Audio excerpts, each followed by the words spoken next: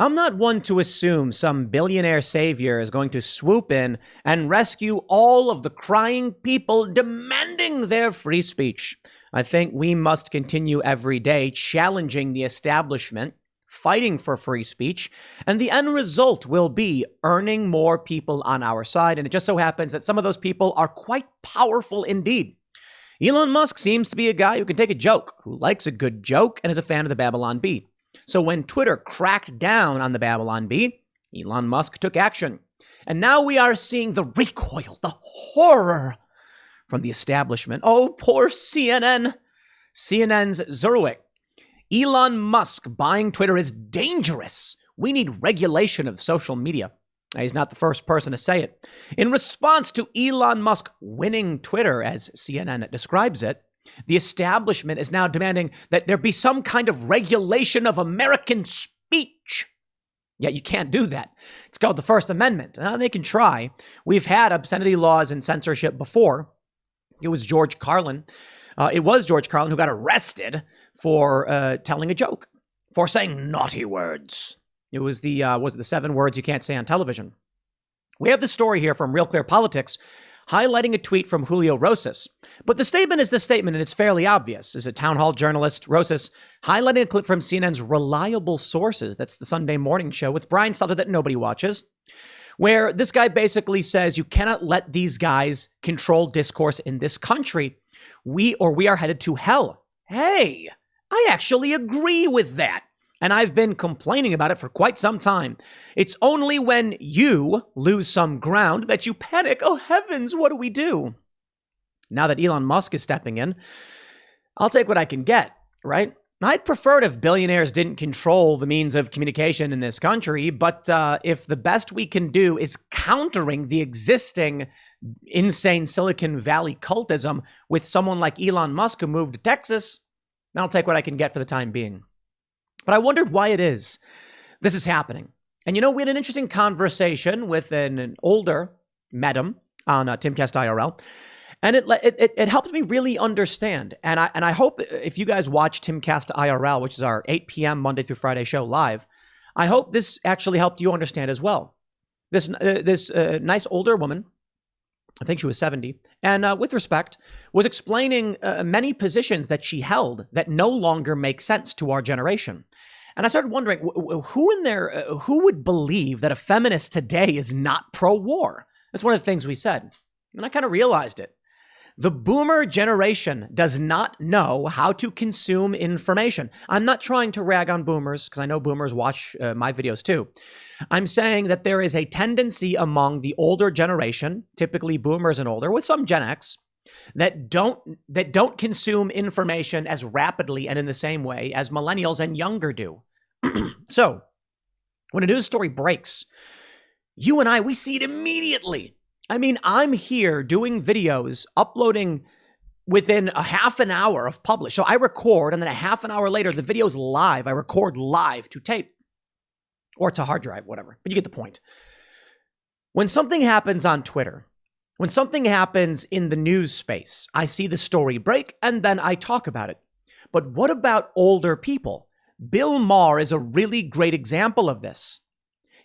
When the Covington kids story happened, what did Bill Maher say?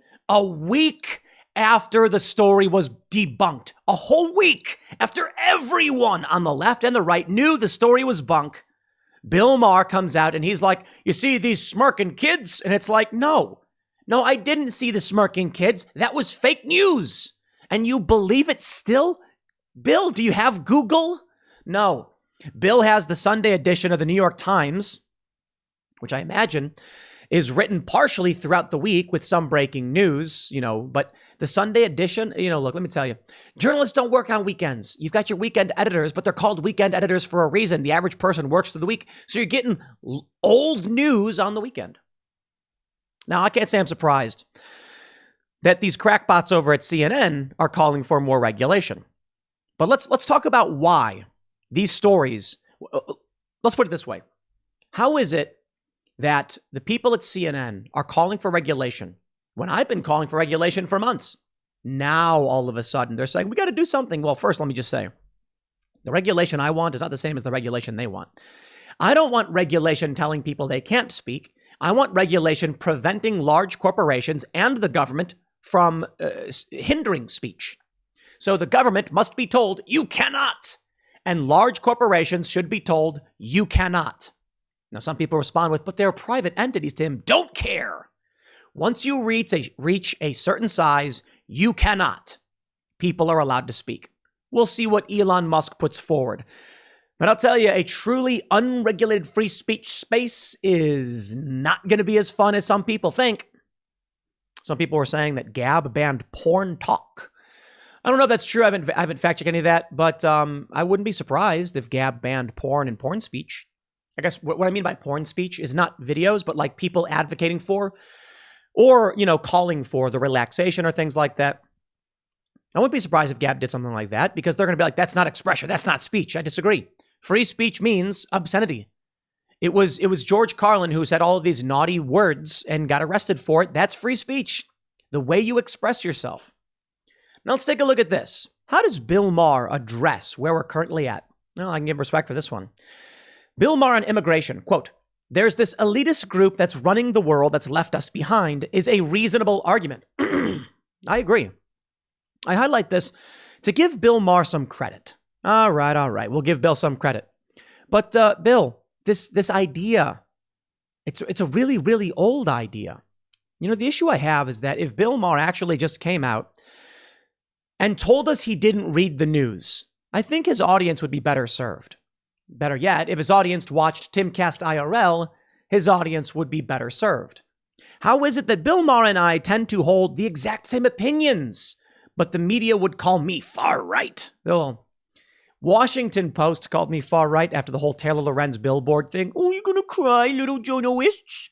Oh no, the big bad journalist called us out. He must be far right.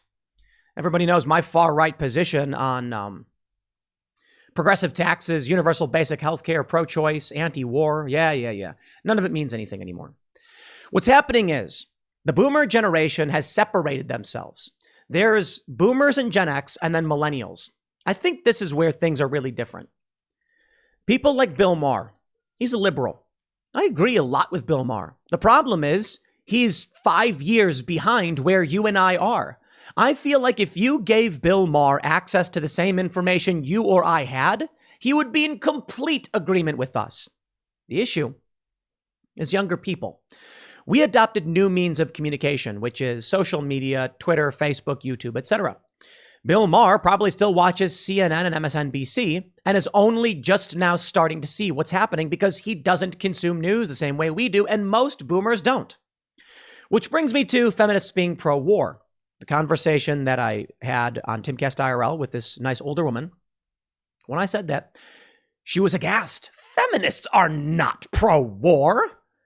Okay, let me ask you a question. If you were to ask someone, should we intervene in Ukraine?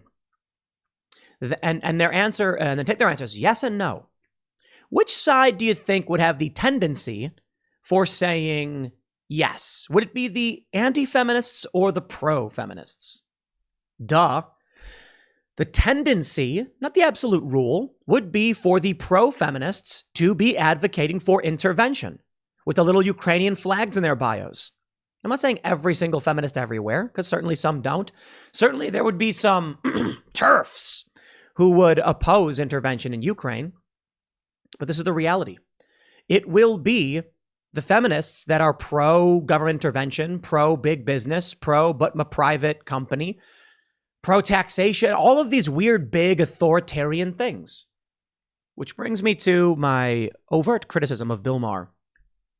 Bill Maher rips old Twitter, mocks Trudeau, and gives shout-outs to Babylon Bee. Look, I think if Bill Maher was paying attention to what was going on in the news, he'd be in complete agreement with us. But he's so late to the party that it's just like, dude, what? It's funny. People on the right call me a liberal. And it's because my political positions would be aligned with a more traditional liberal. But my understanding of truth is it's not political. Facts have become political. So if I say that the Babylon Bee was, if I say Hunter Biden was doing illicit dealings in Ukraine and China to funnel money to his dad. Those are facts.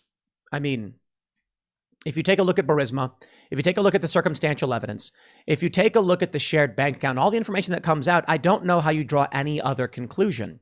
They shared a bank account. Hunter Biden was making money while working for Burisma in Ukraine. And when Viktor Shokin started investigating, Joe Biden comes in and says, fire the prosecutor, or you don't get the $1 billion, illegally threatening to withhold aid to a country. He has no authority to do that. And they try and come after Trump for that. It's remarkable.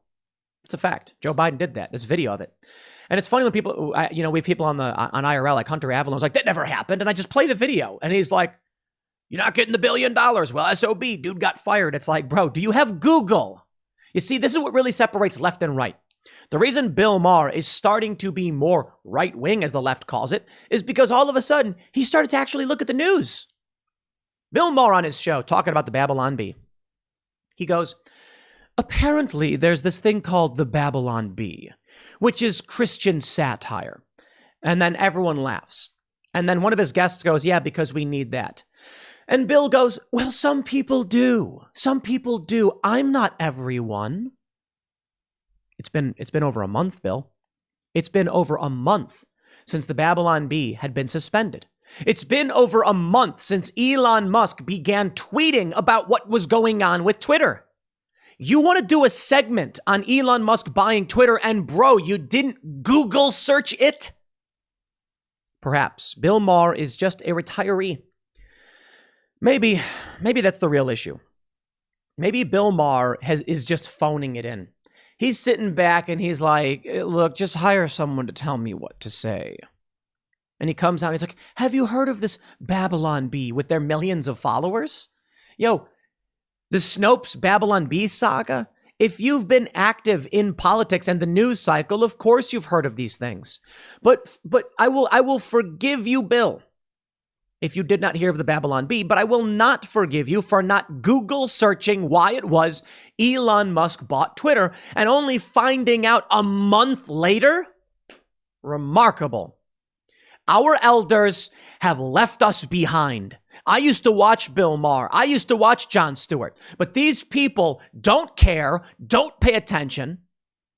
I can give Bill Maher some respect for pushing back, but the dude is so lazy and out of touch. But you know what? Maybe that frustration is a bit misplaced. Maybe the reality is Bill Maher is just an old fogey. He's just an old man. How do you use the dang fangled Twitter? I can't press the buttons. Maybe that's what's really happened to Bill Maher. Have you heard of this Babylon Bee? What is it? Forgive me for making fun of old people. I know there are older people who do watch the content I make, but consider yourselves to be the elite. I genuinely mean that. Someone like Bill Maher, what is he, 60? Come on, dude. You can at least look up these news stories on social media, but you don't do that. There are people who watch my show and watch Tucker's show who are better informed than you. Just watch Tucker Carlson. Tucker's far from perfect. He's got his political opinions and his bias. But I guess as a younger guy, he's still bridging that divide. For me, I'm on Twitter all the time. So I see the news stories as they break and I see the controversy and we talk about it. Bill Maher doesn't care about what young people are doing. Now, I think it's possible. I believe it is fair. There will come a time when I will be but an old man like Bill Maher. I'll be 65 years old going, I don't understand how to use the VR machine. Me, probably not as much as someone like Bill Maher. And I don't want to say I'm immune to the changing of technologies, but I've consistently worked in technology. So, one of the first to do VR filmmaking, drone filmmaking. And so when it comes to, new technology and new means of distribution of or collection of information, I've actually been developing these tools for some time. So maybe I'll be in a different space. Maybe that's what separates me from someone like Bill Maher. But I think it may just be generational. I think, look, kids are using TikTok. TikTok is massive. We're banned from TikTok. Timcast IRL is banned from TikTok. You see the danger here. You are probably 30 years old, right? Many of you may be 25 or somewhere in between. But what about 18-year-olds? They're on TikTok. There are clips of me on TikTok, so I encourage you, if you do use TikTok, to share them, but that's where a lot of young people are, and Instagram. We're on Instagram, but we're banned from TikTok. So what happens? In 20 years, we're all going to be like Bill Maher. We're going to be, well, not so much. In 30 years, we will be. Then we'll be in our 60s. But maybe I'm 36, so give it 24 years. I'll be going like, what is this meme about giraffes in the government? Did you see this? And people are going to be like, dude, that was on TikTok 1 month ago. I suppose the difference here is that TikTok is still just social media. So it's more of a platform. For Bill Maher, he probably reads the newspaper still. He probably watches CNN. He's probably getting his information all secondhand after the fact. I don't know what the future of media distribution will be. It's hard to imagine. Social media is already rapid speed. Could it be some kind of metaverse thing? I really doubt it. It's hard to know for sure. I think people did not perceive what would happen to newspapers when newspapers were prominent. Nobody knew what the next new medium was going to be. But newspapers were around for like 100 years. They're still around. People like Bill Maher are still probably reading them. But I wonder if social media will be here for the long run. And what'll happen is Twitter and YouTube will end up being like right-wing news, and TikTok and Instagram will be left-wing news. And people will be like, oh, don't follow people on Twitter. It's all conservatives. You got to use TikTok. That's fair and balanced. Right. Their rules. But we'll see where all of this goes. Now, in this segment, where Bill Maher is ripping Twitter, saying he'd rather have Elon Musk running Twitter than a 23-year-old who can't take a joke, they mentioned this meme once again. With Elon Musk's, I love bringing this up because it is true and correct. It's the meme where in 2008, center-left individuals who stayed where they were now find themselves center-right in 2021 because the left has moved so far left. I would like to explain to you, once again, with a more contemporary take. Now, I did a segment on this last week, but AOC has chimed in. Alexandria Ocasio-Cortez says, the extreme left is taking over. Where? In Texas, Republicans pass a law allowing rapists to sue their victims for getting an abortion. Can anyone name a far left policy that extreme implemented anywhere? We can't even get our party to import cheaper prescriptions from Canada. Alexandria Ocasio-Cortez, let me give you the answer to that question. First of all, there's this right here. This is funny. Dear AOC, please never stop. This woman says, I fixed it. And you can see in 1980, 1990, 2000, and 2022, the left never moved. But the center is running along with the far right is running to the right, but they're blue now for some reason because they just flipped it. Neoliberals are crying, and the center is running to the far right. The center is running to the far right? Absolutely amazing. Ladies and gentlemen, I give you my 3-point response. Colorado passed no restriction abortion. So if you're going to call out Texas saying they're allowing rapists to sue their victims for abortion, it's like, okay, for sure. In Colorado, there's no restriction, meaning a full-term baby to the point of birth can have its spinal cord cut. You want to talk about extreme policies. California offers taxpayer-funded healthcare to illegal immigrants. That's right. People who are not citizens are entitled to your taxpayer dollars because what did Newsom say? If you believe in universal healthcare, you believe in universal healthcare. Yeah, that's as far left as you can get, literally on the economic scale and the progressive scale. Children are getting permanent sex change drugs and or surgeries. Now, this one is not economic scale. This one is progressive scale left. It's as far left as you can go. I suppose once you implant someone's brain into a digital metaverse and they live digitally and can become a panda or something like that, sure.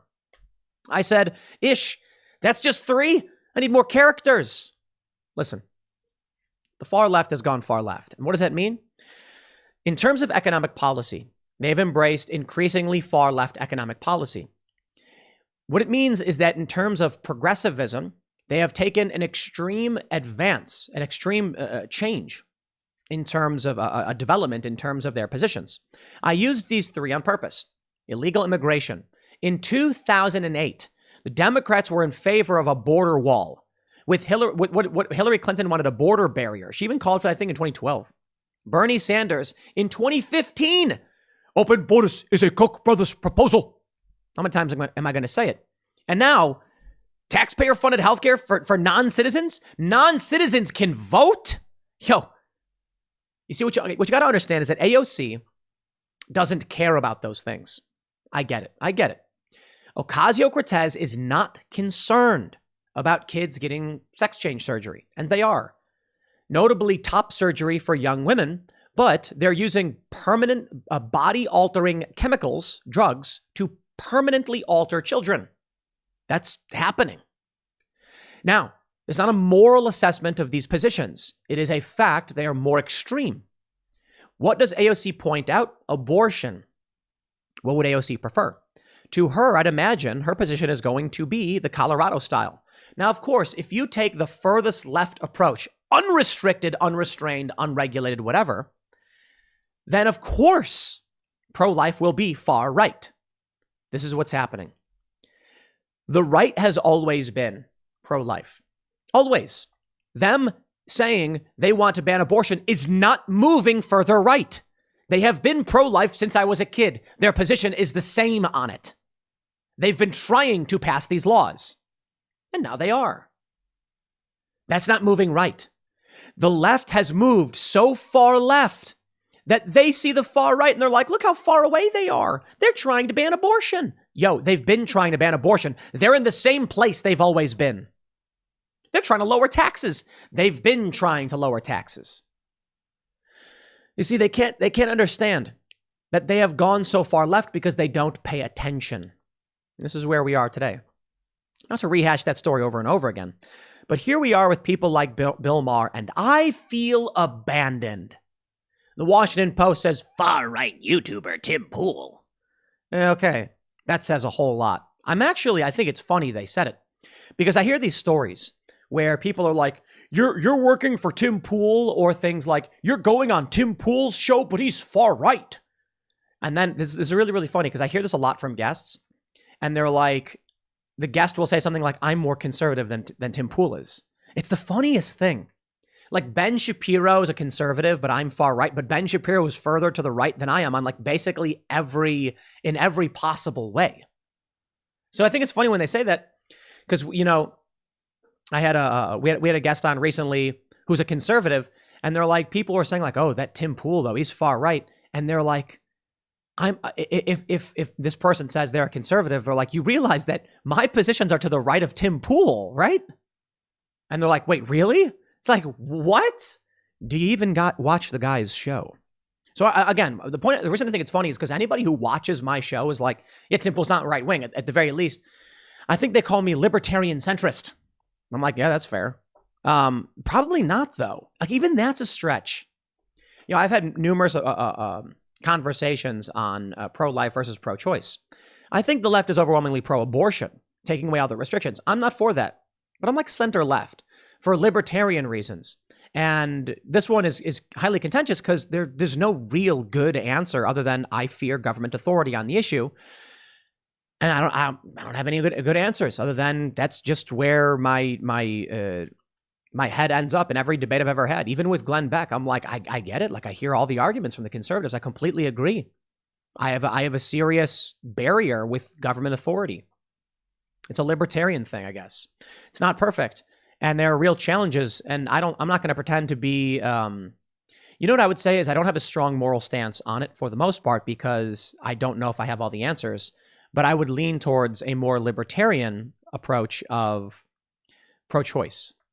And that means there are very serious problems. But I think Michael Knowles and Matt Walsh actually put it really, really well in that there's no reason to ever kill the baby. And I'm like, I agree with that. You should try and save the life of the baby. So it is a more moderate position. But how would you ever consider that to be right-wing or anywhere near close to what we're seeing in Texas? Like, I don't agree with those things. And the left is like, why won't you be activists for us? And I'm like, why? Let me address this one. Why won't Tim make a video complaining about the Republicans and their laws? Because you're equally insane. We talk about these things. I give my position on it. But what am I supposed to say? The correct answer is what Colorado was doing. No, that's bonkers. Totally nuts. So here we are. I, as a moderate, as someone who was center left, as what did Zuby say? A normal person from 2012. That's all I am. You think I'm going to argue and advocate for you, you crackpots? Get out of here. That's never going to happen. Y'all are nuts. The Republican Party is garbage. Almost every single member.